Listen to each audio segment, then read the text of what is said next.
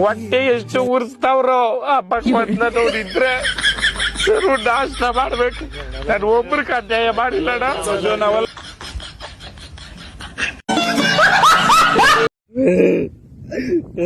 ನನಗ್ ಮದ್ವೆ ಮಾಡ್ರಿ, ಮದ್ವೆ ಮಾಡ್ತೀರ ನೀವು?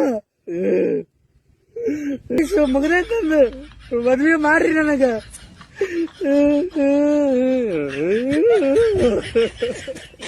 ಅಣ್ಣ ನಿನ್ ವಯಸ್ಸರ 25-30 ವರ್ಷ ಅಲ್ಲಗತ್ತು, ಮದ್ಯಾರ ಯಾಕಾಗಲಾಗಿದಿ?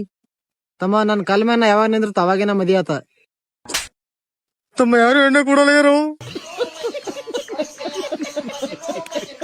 ನನ್ನ ಫ್ರೆಂಡ್ ಮನೆಯಲ್ಲಿ ಮದ್ವೆ ಮಾಡ್ತೀವಿ ಅಂದಾಗ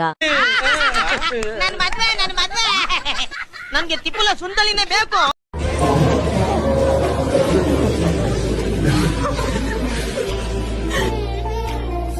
ನಂದು ಒಂದ್ ಜೀವನ, ನಂದು ಒಂದ್ ಬಾಳು. ನಾನು ಮತ್ತೆ ಎಷ್ಟು ಉರಿಸ್ತಾವ್ರೋ. ನಾನ್ ನಿಮ್ ಮನ್ಯಾಗ ನೀವ್ ಒಪ್ಪಿಸ್ತು, ನಮ್ಮ ಮನ್ಯಾಗ ನಾ ಒಪ್ಪಿಸ್ತೀನಿ, ಇಬ್ರು ಮದ್ವೆ ಆಗೋಣ ಅಂತಂದೆ. ಹ್ಞೂ ಅಂತಂದ್ಲು. ಅವ್ರ ಮನ್ಯಾಗ ಹೋಗಿ ಒಪ್ಸಾಳ, ನಾನು ನಮ್ಮ ಮನ್ಯಾಗ ಒಪ್ಸಿನಿ.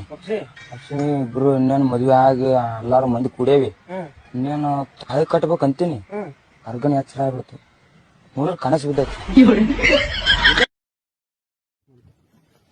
ಕೇಳ್ರಪ್ಪ ಕೇಳಿ, ಯಾರ್ಯಾರಿಗೆ ಮದುವೆ ಇಲ್ಲ, ಯಾರ್ಯಾರಿಗೆ ಹುಡುಗಿ ಸಿಕ್ಕಿಲ್ಲ, ನಾಳೆ ಪಂಚಾಯತ್ಗೆ ಲೆಟರ್ ಬರ್ಬೇಕಂತಪ್ಪ. ನಮ್ ಜೀವನ ಎಷ್ಟ ಆಗೈತಿ, ಮಂದಿ ಮದ್ವಿಗ್ ಬರೋದು, ತಿನ್ನೋದು, ಬಂದ್ ಕುಂದ್ರೋದು. ನಮ್ ಮನ್ಯಾಗ ಹೆಣ್ ನೋಡು.